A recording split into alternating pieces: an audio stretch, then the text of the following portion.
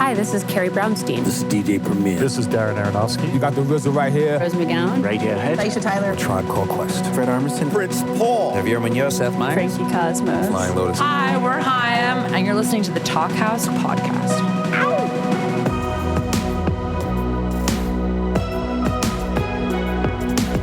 Hello and welcome to the Talkhouse Podcast. I'm Josh Modell. This week features a bit of a love fest between two titans of the indie rock world, Lou Barlow and Ben Bridwell. It's a cliche, I know, but Lou Barlow probably doesn't need any introduction around here, but here's one anyway. A founding member of Dinosaur Jr., he played on that band's formative 80s albums before not very amicably parting ways with frontman J Mascis. But Barlow found plenty of subsequent success in the 90s with Sebadoh, whose 1994 masterpiece Bakesale is referenced in this chat. Barlow also weirdly had kind of a mainstream hit with his side project Folk Implosion, and there's some very interesting, unexpected Folk Implosion news in this podcast that I won't spoil for you here. Barlow eventually rejoined Dinosaur Jr. in 2005, and the band has found a fruitful third life, making vital new records. Speaking of vital records, the prolific Barlow has also found time to make new Sebadoh music and solo albums in recent years. The latest Lou Barlow record came out just last year. It's called Reason to Live, and there was also an excellent Dinosaur Jr. album from 2021 called Sweep It Into Space. Here's one of Lou's tracks from that release. It's called Garden. Sometimes we sway, couldn't have it any other way. Now it happened, nobody's happy with it, everybody's living through it. Must admit I get into it.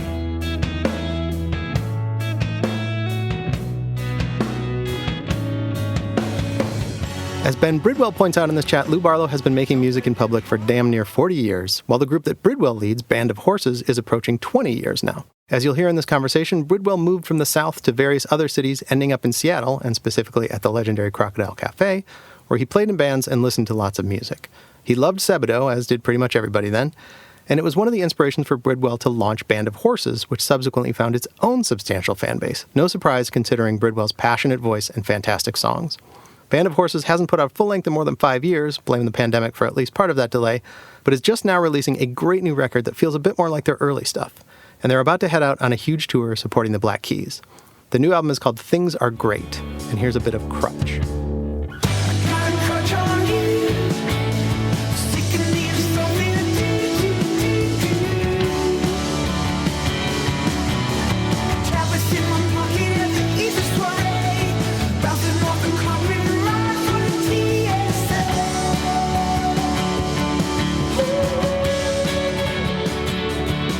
It's clear from the very start of this conversation what a huge fan of each other these two guys are, and also that neither of them are very good at accepting compliments. Barlow talks about the magical moment he connected with Bridwell's voice. Bridwell talks about discovering the power of that voice. They talk about how a Camel Cigarettes tour brought them together, and eventually, Bridwell makes up his own segment for the Talkhouse Podcast called Rapid Fire. It's a delight. Enjoy.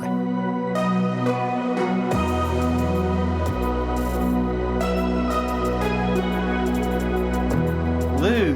Ben. Oh my God, man. It's been great to reconnect with you, man. And a bit surreal, honestly. I got offered this kind of thing and it was like, who would you want to talk to? And you're the first person that came to mind. And somehow I got lucky enough that you actually accepted my invitation. I like these kind of interviews almost better than, back when you're on the phone for 5 hours and your ears sweating and you're trying to talk to somebody. The first time we met, Band of Horses was lucky to get this crazy little mini tour with Dinosaur Jr. Do you remember? Yeah, of course, the Camel Cigarettes too. Oh my God! It was like if they had come out with some new flavored cigarettes. The kind you break open and it makes it makes you die quicker. Exactly. Oh yeah, that was awesome, man. I have to say I was really psyched that we were opening for you guys. Well, that's absurd because we grew up. Ultra fans and fanboys. So we just couldn't believe that we'd get to open for y'all at all, much less that you guys would actually be nice to us and welcome us. I have a story about the Crystal Ballroom. It's like this massive old ballroom that actually has one of these dance floors that moves up and down. And it's a place that they probably had, incredible shows all the way through the 60s. Just great history in that place. And it's a really great sounding room, but it's kind of huge. And they have the dressing rooms above. And you guys were playing, and it was kind of one of the more extraordinary moments I've had, where I heard your voice, and your voice was just, overtaking that room. But I realized that I was actually hearing just the acoustic sound of your voice and not the voice from the PA. Like your actual voice was coming up through the floorboards, and it was very powerful. I don't want to make you feel uncomfortable, but it was beautiful. Man. And the power of your voice was so apparent to me then. And I'd loved the recordings and everything, but the way that your voice just sort of saturated the old wood in that building, and the way that it rose into this dressing room. And then you came off the stage, and you looked really spent. Like you looked like you had just been through something intense, and you were kind of sweaty and kind of just, and I was like, oh my God, this poor man had, your voice had just overtaken your body. And that was really beautiful. I'd like to apologize first that you had to hear that day, but I thank you so much. God, come on, man. It was a good moment for me, so I just want to throw that in. You're going to ruin the interview for me. Don't make me cry on a podcast. All right. Speaking of voice, let's talk about voice. All right. I've been thinking so much on you lately and going through, your catalog is so vast and so many different projects. Right. I couldn't help but think about when I first started hearing you in the Sebadoh stuff, it felt like home tape recorder type of stuff. I can't help but think of how kids, when we're little, we hear our voices on a tape recorder, right? Mm-hmm. And it's the most jarring, existential crisis in a way, where you're like, how is it that I am that person? Yeah. How is it possible that I sound like that? And I think a lot of your first recordings that I heard, at least, were very experimental, play and record at the same time, let her rip, and hope for the best kind of stuff. Am I wrong? I had a cousin in Dayton, Ohio. I'm from, I was born in Dayton, and most of my family lives in Dayton, Ohio. And I had a cousin who had a portable tape recorder, and he did this. He pulled out the portable tape recorder and was just sort of messing with the buttons. So he would just be pressing the record a little bit and pressing fast forward. So he was creating all these these sounds. And it was he did this really funny thing where he's he recorded it and just said that we're gonna beat the beep out of Louie, and then he played it back, and it was we're gonna beat the beep out of Louie, and I was like, oh my God, it was like he had opened a door for me. Yeah. And every family kind of had these portable tape recorders, these little ones, those ones with little condenser mics. When I got home, back to Michigan, and I got a hold of my parents' tape recorder, that was it. And I just went off, and I made crazy TV shows and fake commercials. And then I started writing. And then finally I realized I could put a plastic microphone, because we had one of those 8-track recorders as well, the big ka-chunk things, and that had a mic into that. I was able to put the mic into my the classical guitar that I was trying to learn. I was taking lessons on that I was terrible at, but if I put a mic inside of it, and they played it out to the speakers, it sounded insane. And by the time I got into punk rock and just realized that there were really no rules. You're ahead of the curve. Yeah. Weren't you? You're making experimental art rock before you even heard punk rock. I love songs. I was playing songs, but very short. Everything was very short, because I loved the brevity of punk rock, and the fact that, I was listening to bands like The Residents and Ronaldo and The Loaf and these kind of crazy bands on Ralph Records in San Francisco and that stuff. And then hearing things like the Minutemen, I just knew anything, a song could be 30 seconds long, and that set me off. And I loved the sound of my own voice, actually. I did it so much that I started to really enjoy my voice, and that was my escape, How have you found that your voice has changed since those early days? Do you find that it's matured and found more depth? Has it found more range? I had a really good period, in the mid 80s, I guess, when I really started recording my own songs on 4-track. When I was, Dinosaur Jr. had started, I was experimenting. I bought I worked at a nursing home and was getting what seemed like a ton of money. I was getting $9 an hour. So I bought a 4-track, which actually was very expensive back then. They were $400 or $500, but I bought my cassette 4-track, and then I started to layer songs, and I discovered marijuana, and then really, I don't know. I had a really good period there, because I listen to those things now, and I'm I love where my voice is at, the range is at. I love my phrasing. And then life kind of took over, and I can hear periods where there was too much deliberation in the way that I sang, or, and I think recently I feel like I've kind of rediscovered my kind of more of a natural phrasing, and I actually hear echoes of that in the stuff that I started with in the mid 80s. So I would hope my voice has matured. But it's funny the journey it goes through. Like there's certain periods of time, things that I sang where I'm just like, wow, what the fuck was what was up with me? Why do I sound so goddamn serious? I don't know what it is. I'm sure you obviously have recorded at home like a lot, but just the live exertion that it takes to kind of push. Have you found that you miss that kind of bellowing? I do. It kind of relaxes me in a way that I don't even know that I'm aware of. I think singing is it's so healthy.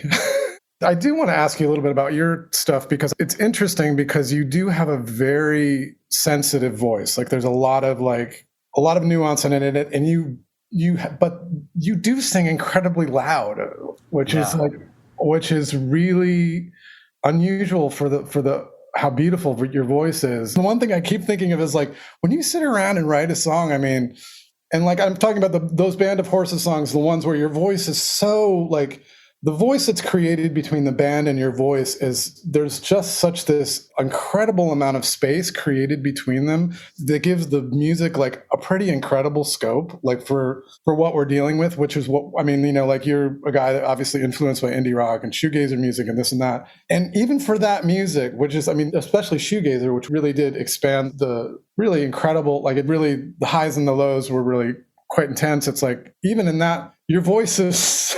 It soars without sounding like you're pushing it, but it is loud. So I always wonder, like, when you're just sitting around writing songs, like I would have to almost like be alone, like in a warehouse to do that. How did you discover that range of your voice? I've never known what I'm doing, for one. Okay. I've always been terrified by this. If I was going to put emotion into it and reach those kind of the emotion that's needed to push, I've always been terrified. And you're right. Yeah, it's basically like a damn warehouse up in Seattle. I was in this like slowcore kind of band, but we had a great practice space. And the band broke up and no one was using the instruments. And I'm like, well, I've got like half a day before I got to go and, flip eggs or whatever, work in a dish pit. I'm going to go down there and work for 5 hours and see if I can't figure out how guitars work and how pedals work and how to sing against or, amidst them. But it's always been terrifying. And you're also correct in that as it's evolved, the Band of Horses became a thing, and I would shut myself off and go to cabins, and I'd be looking out windows and making sure, even it's the off season in damn Smoky Mountains in Tennessee. And if I see a damn car that's a mile away, I'm going to think they can hear my ass. And I start getting self-conscious about it. Right.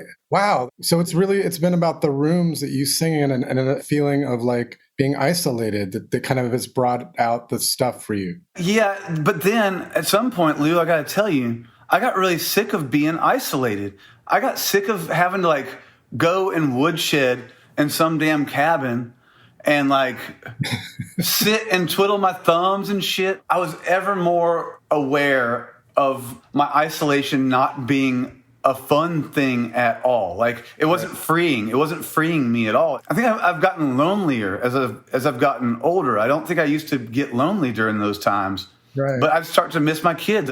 So at some point, I got sick of it, and I think I started to learn how to be a bit more dynamic, at least with demos. This is all I'm doing anyways is demos out there.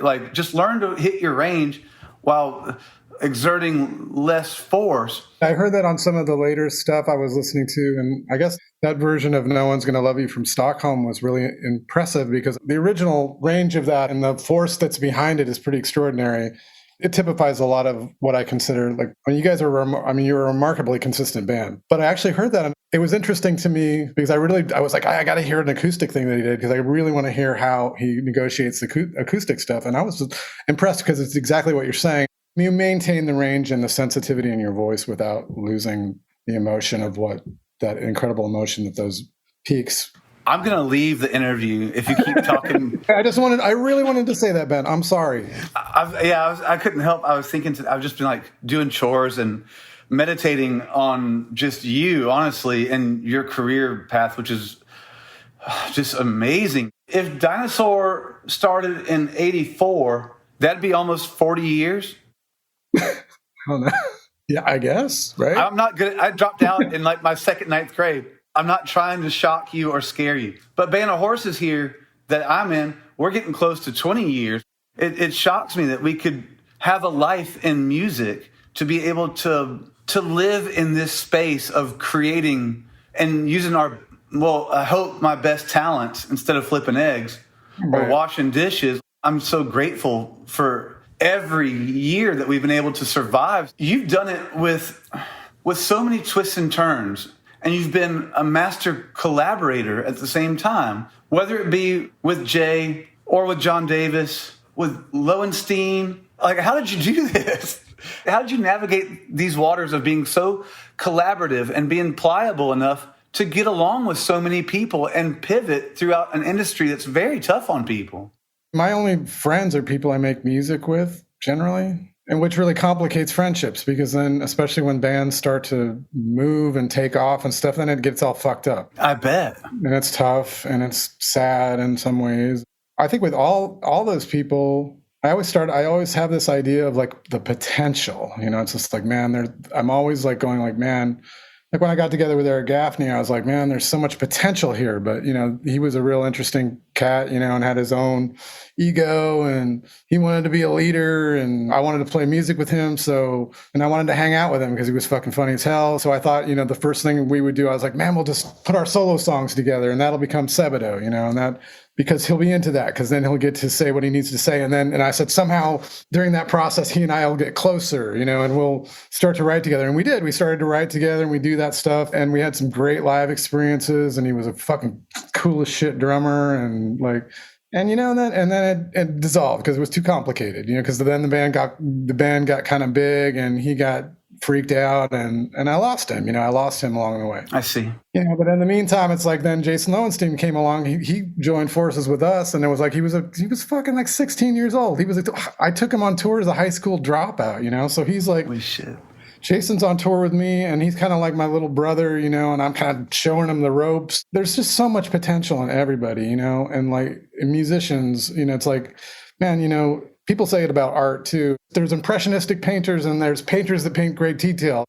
And, musicians are kind of the same. There's people that are just like these fucking like primitive geniuses, and then other people that are the most, incredibly gifted. And so Jason Lowenstein, I was like, oh my God. And then he started writing songs, and it was like, oh wow, but my thing with Eric Gaffney had such a kind of sad ending as far as I was concerned, or, just the kind of ego thing it was tough to negotiate. So I'm like I'm with Jason, I'm trying to like be sensitive to that and then nurture him as an artist and let him be who he wants to be. And so he and I kind of hit a sweet spot where that happened. And then, that all got complicated.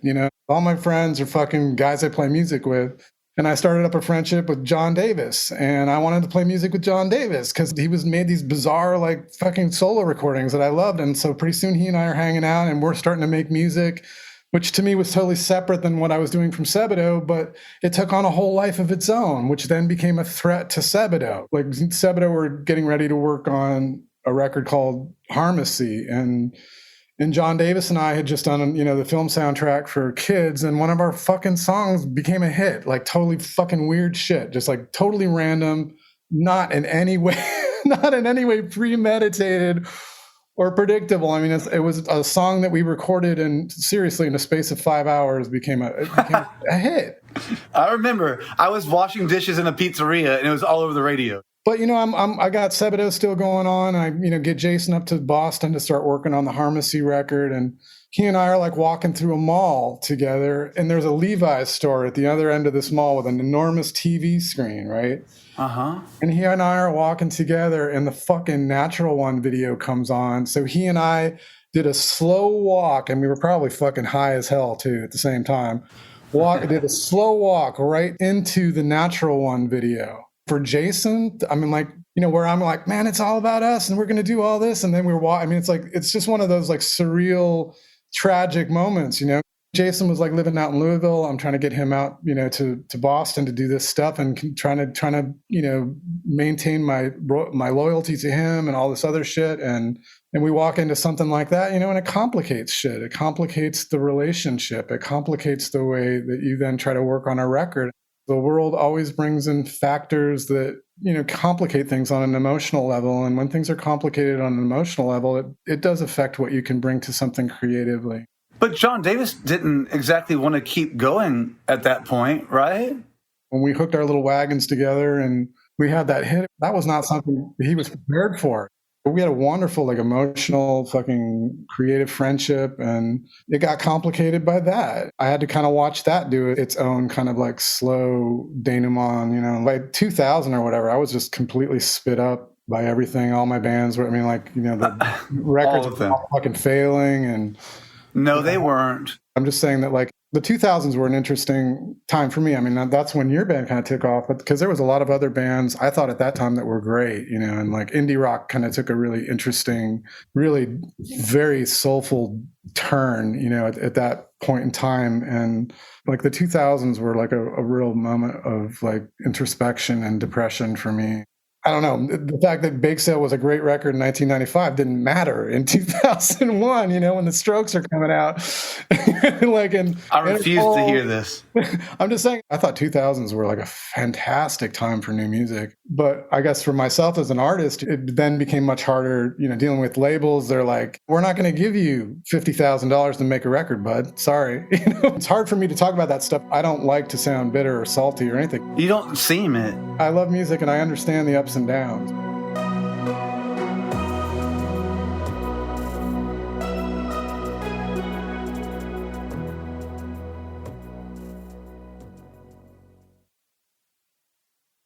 Let's talk about both being Sub Pop alumni. I came to Seattle in the mid-90s, right around the time that Bakesale came out. Right. I was working down the street from Sub Pop in a cafe. Right. The Crocodile. You were working at the Crocodile? Yeah, man. I had a sleeping bag on my back and they hired me somehow. I was underage, I had a fake ID and faked my social security number. You were just like, I got to go to Seattle, right? Yeah, well, I grew up in Irmo, South Carolina. I dropped out my second, ninth grade. And my mom was living in Tucson, Arizona. And I met these two kids that were writing songs, but I had a car. My dad gave me a car to basically sow my oats and go ahead. If you want to drop out of school, go ahead. Wow. And that was my greatest asset. So I drove my friends around as they tried to make their musical career. I never saw myself in music whatsoever except for a driver, honestly. They become friends with Isaac from Modest Mouse and Kathleen from Bikini Kill and stuff. And I'm like, dude, I got to go up there, man. So I get to Olympia. I'm like, nah. I made it this far from Irmo, South Carolina. I'm going up to Seattle, baby. So I got a bus. I didn't have my car at that point no more. But I got a bus up to Seattle and started sleeping on the streets. And I was lucky that I knew Isaac a little bit, and he helped me get a job at the Crocodile. For at least my ilk, we pined for that culture so hard. We listened to y'all. We listened to all these really cool underground, at that time, kind of underground bands. So to be surrounded by all that music every night, I was just chomping at the bit. I'd watch people do their sound checks and stuff and watch how bands interacted. So around that time, Bakesale comes out. And I remember buying it from the Sub Pop Mini Mart. They had a little pop-up shop. And dude, it changed my whole world because I'd already followed your music for so long, all the different variations of your career. That record was such a breakthrough. Wow. I mean, honestly, Lou, it's still at the top of the pile of a lot of the stuff I listen to. I'm not sure if you really realize it, but you're... Well, it might be good to keep you humble, but I don't think you seem very... you don't seem to have a big ego. You made such a difference in the culture that was to come. That being the Up Records folks, the Kill Rock Stars, the Suicide Squeezes, the Bar Souks to come, all those labels up there that would kind of shape a different kind of indie culture that would spread out. Yep. Your music and Jay's music too, and you with John and you with Lowenstein. I mean, y'all really shaped a lot of what was to come and still do. In my opinion, you still shape my music. And I'm lucky to be here after 18 years or some shit. Like, you still inform us. And I think your catalog, your songs only grow like more, they're more sentimental, and I hold them more dear. Wow, that's really nice to hear, Ben. Thanks. My wife has been instructing me on how to take compliments. She was like, if someone compliments you, do not undermine it immediately by telling them why it sucks. One thing that kind of cool that happened during the 2000s when I was really at a low. I mean, I was low. I had this really, what was the realization? It's hard to say what it was, but it was just kind of like, it doesn't matter. You know, I was like, somehow all of a sudden I was just like, you know what? It doesn't matter.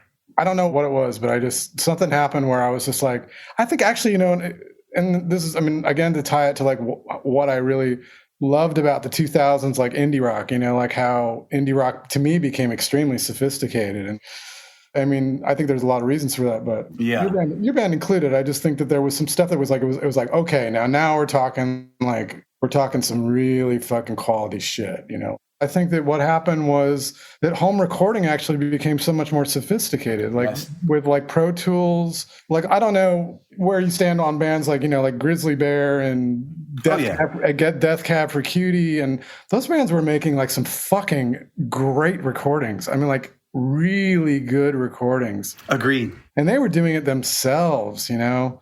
Major labels were not directing these bands like, okay, now we're going to send your fucking song to some guy in Florida and we're going to spend $20,000 for him to mix it in fucking a half an hour for the radio. You know, like all that shit stopped. Yeah. And even bands like fucking Arcade Fire and like, I mean, a lot of people of my age or my age are very ambivalent to say the least about a lot of the bands that happened in the 2000s. But like, I was like sincerely blown away. I mean, and also like the way that Sub Pop all of a sudden were putting out records that were hitting the top of the fucking charts, and Merge Records were putting out, I mean, fucking in a band like Spoon, like what they did, you were like, holy fuck, like the leap in quality. And these bands were doing it themselves. And I have to say, you know, like, as much as like I spent a lot of my time in the 90s, you know, being kind of like competitive in my own stupid way and worrying about, you know, and being in the Sub Pop, like, you know, hustle and bustle and playing the Sub Pop parties and trying to play to the right journalists and like doing all this shit and worrying about it and feeling like a failure after you sell. We only sold 95,000 copies of your record. What the hell? But I swear, the way the 2000s unfolded and I guess for me as a music fan, and then even as a musician, at some point, I just got so overwhelmed by the quality of what was happening. And then also, the older you get, you know, and the more music you listen to, you realize the huge tidal wave of music that is behind you that happened in the 50s and the 60s and the 70s, and how, man, you know, like, I didn't know that. I've never heard the first, like, I don't know, whatever, Steve Forbert record. And just generally, all of a sudden, like, you know, in the 2000s, like, my appreciation for music as my ego was, like, shriveling and, like, withering underneath the sort of failure, all of these sort of, like, commercial failures and things that I was being faced with. All of a sudden, I just felt like just the sheer quality of music and it all just hit me, you know, and I was like, wow.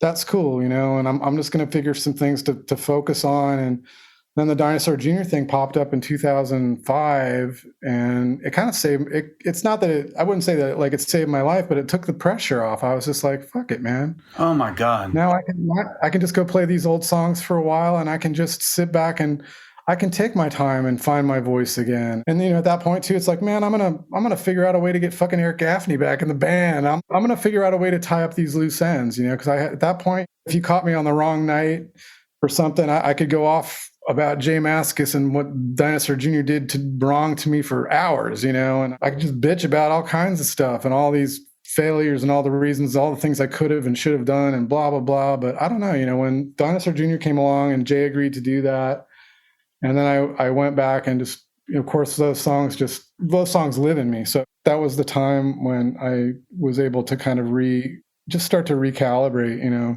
And you guys didn't just go play old songs. Jay to me still is a mystery. I don't know. Me too.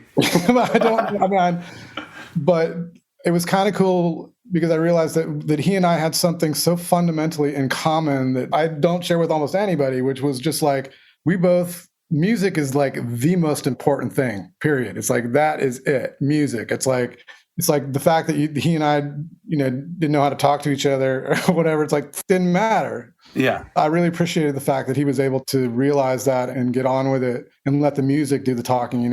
I know plenty of guys I've been in bands with, great friends. They've been great collaborators, and they'll never talk to each other ever again. I've never been able to really just give up on the idea of like potential, and that there's always, and like, I feel that way with Jay too. It's just like, I still feel like we haven't reached our potential. I love that. I'd spend a lot of time just trying to figure out what my next step's going to be with somebody like Jason Lowenstein, I didn't think we were going to be able to make another record, but we came back and made this record a couple of years ago called Act Surprise that I really like, and I was really pleased. Me too. But again, even with all the shit that can go down and all the complications and stuff, it's like, man, the potential in collaborations is just, it's immense. When two people get together, or 2 or 3 people get together and decide to be on the same page, and it's like, cool things can happen. You just seem so vibrant still about what you're doing, and I say that just bodes well for the future, for more great Dino records, more great Sebadoh records, more great Lou Barlow records, maybe Folk Implosion, who fucking damn knows, like anything you want. I mean, John Davis and I got back, over the pandemic, he and I don't know what it was. I think we were like Facebook friends or something.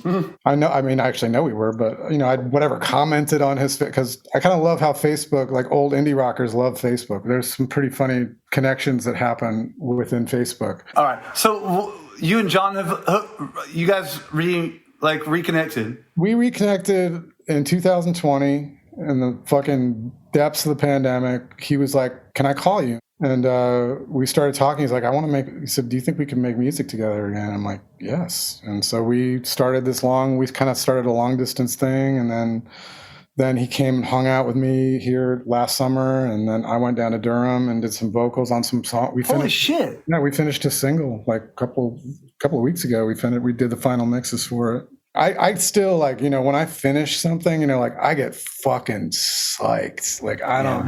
I love it. I love finishing shit, and I love listening to the final mixes of Way Too Loud, and then just feeling great about I did, we did this and all that. I love that shit. I fucking love finishing music. How finished are you? Well, we just finished 2 songs. He came in July. We jammed in my attic for a while. He plays cool, drums and bass and shit. And holy crap! I think the last time we spoke was 1999. What? And I'm telling you, I was like, I don't know if I will ever speak to that man again. Or if it's the same person still. I mean, he's a wonderful person. I love him. I mean, the reason that we became estranged was it had nothing to do with our personal chemistry. It had to do with outside forces and a lot of, unfortunate, just whatever. You don't have to say too much. So anyway, we hadn't spoken at all, and we reconnected over 2020, and then we started working on some tunes, and we finished them 2 weeks ago, and now we're in the process of I don't know why we thought we could do this. I was like, oh, it's cool, we'll send it to X label, and you can make it. We'll send it here, and they'll just snap it right up, and it's like, no way. Everybody's like, no way, we're not doing that. but you know what? It's like that time is over. No, it's not. I'm just saying the time for me to worry about some label signing. Oh. I don't know. John he's a school teacher in Durham, and he's going to fund it, man. We're going to self-release. I'll tell you what, if I'm a betting man, I'm not betting against you, because you've been one of the most enduring forces in American rock and roll that I've been lucky enough to meet, but also lucky enough to be exposed to and to love. So I wouldn't count it against you, Lou. So if I was a label guy, I'd be definitely listening to those 2 songs that are done. I think they all probably would enjoy them, but I think, releasing records and things like that is a very complicated process these days. So I know. Yeah, it's a pain in the fucking ass still. Pain in the ass. And so anyway, we're so Folk Implosion got a couple tunes coming out. We're supposed to start a Dinosaur Jr. tour next week. When are you starting your touring? You must have some kind of fucking crazy shit lined up, right? We're not talking about me right now, Lou. We're talking about you. I wanted to know. No, we just postponed our European tour. We postponed it. You did. Yeah, but we have some American things that get announced Monday or something. So I have to like shut my damn trap about it. Hey, look, can I go rapid fire on you? Yes, of course. Yeah. Okay. This is rapid fire. It's gonna be the best interview they've ever had. Okay. Since you've moved back to Massachusetts after living in LA for what, 20 years? Yeah, 17, but yeah. Do you believe that mass holes exist? Yes. Do you still enjoy hardcore and punk rock stuff and not just the stuff from your younger days? Not on records, but I think hardcore like live is like, it makes me crazy happy. So I mean, I've seen a couple of like young hardcore bands doing their thing like hardcore. You're like, it makes me so crazy. It makes my heart just like I'm like, ah! I mean, it makes me so fucking happy. I swear to God, that's like my polka music. Do you still listen to your old favorite punk and hardcore records? I do. Yeah, I played the first Meat Puppet 7-inch for my 5-year-old a little while ago, and she fucking started like jumping all over the room. It was hilarious. I was like, oh my God. Great answer. Speak to people. Okay, still rapid fire because I know we're out of time soon. Do you need alone time? Alone time? Alone time. Like when you're writing, like I know you get interrupted by things in the house, especially when the kids, because of pandemic and stuff. Like, do you need alone time to sustain like a writing? I do. I started to learn how to write while I was on tour. That's kind of a recent thing. So I do actually like I write all the time on tour now. And it's tough at home, man. I got, it's everything is, I mean, there's no consistency with the fucking shutting down shit all the time. I write my songs over such a long period of time now. I can't really sit down and go like, I'm going to write a song. I'm like, I can't. It's like, I can only write bits and pieces. And I almost purposely do that because if the next time that I sit down with the guitar, if I can't remember exactly where I left off, then it probably wasn't good. I can never pinpoint a routine for writing songs. It's always fucking chaotic. The one thing I do love is deadlines. I fucking love to know I got a deadline. then I'll fucking figure it out. I like your style. Let's see here. Home recording evolution. It would sound like from your new record, you've obviously evolved with the damn mechanics of all this, technology.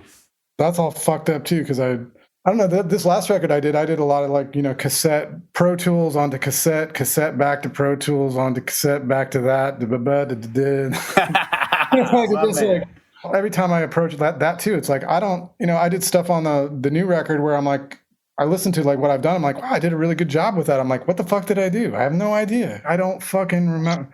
At least with cell phones, I can actually capture what I was playing and the tunings that I had, because I'm always changing the tunings and always fucking around with like yes. I love smartphones for that shit. But I feel like we have to have like a 2-parter interview if they'll ever let us. If you'll ever talk to me, I actually just want to know this stuff with your style of playing bass and the chords and things that you play that are just so unique. Was there someone that you modeled your style after, or is this completely out of nowhere?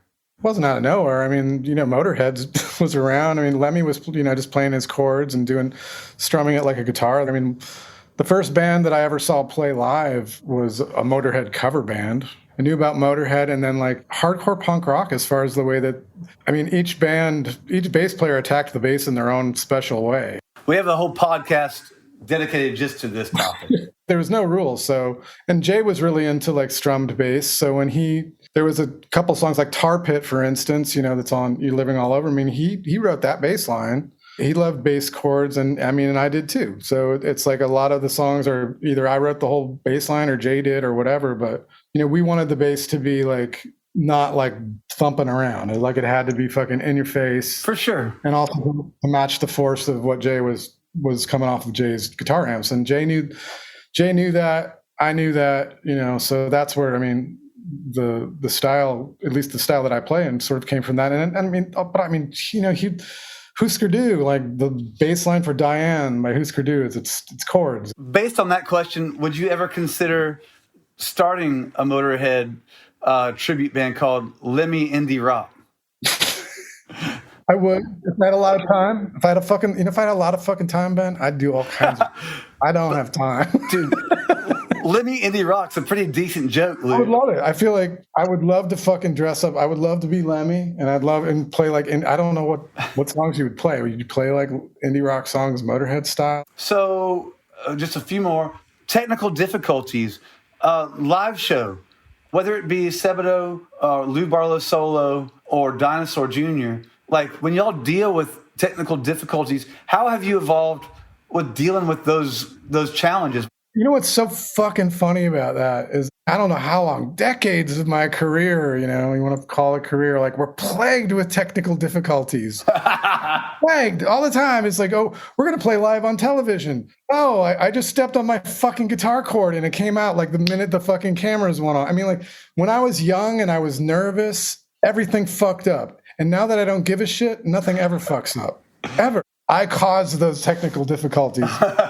My shitty attitude or with my nervousness, I'm the one who creates them. And the less that I give a shit about technical difficulties, the less they happen.